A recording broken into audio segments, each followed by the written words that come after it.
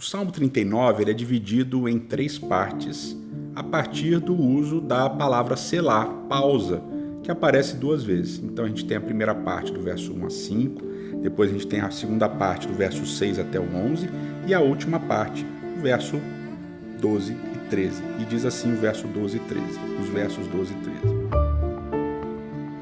Ouve a minha oração, Senhor, escuta o meu grito de socorro. Não sejas indiferente ao meu lamento, pois sou para ti um estrangeiro, como foram os meus antepassados.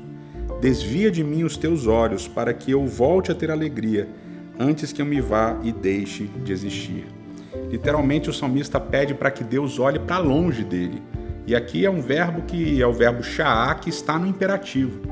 Esse verbo sha'á é um verbo usado para falar sobre como os príncipes, os mestres, os reis, eles olham para as pessoas de cima para baixo, vigiando essas pessoas, olhando, procurando alguma coisa.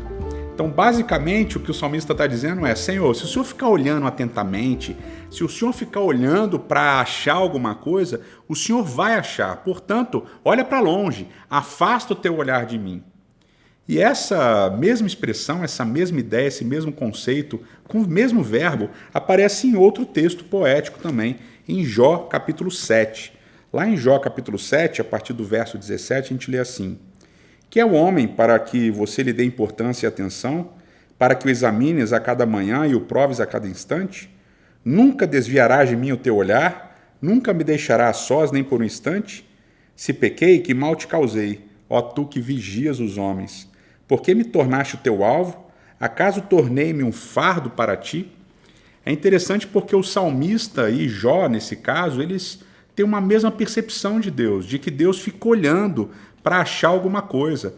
Uma pegada meio de Foucault, né? Vigiar e punir, como se Deus ficasse olhando as pessoas para puni-las assim que elas fizessem o mal.